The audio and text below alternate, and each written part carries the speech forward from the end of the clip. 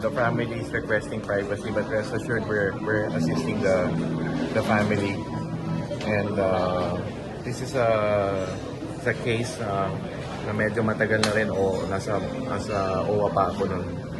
And yun nga, the family is requesting utmost privacy, so galangin na lang natin yung privacy ng pamilya. We're assisting the family, including the school-age children.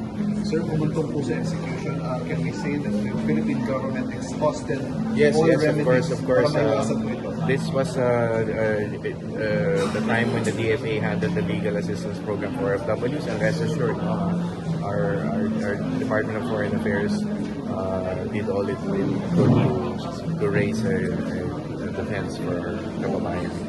Sir, what was the main argument of the court? What was the main sentence? Bakit po hindi Handled pa ng umabot? DFA naman. So, kailangan natin yung privacy.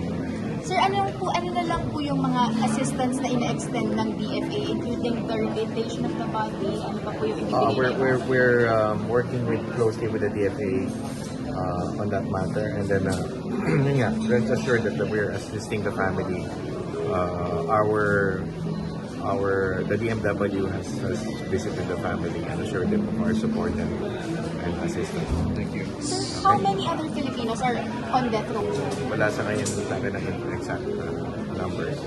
But we do have a list, and we provided assistance under our roles as Action Fund. We provide assistance to all the families of OFWs in death.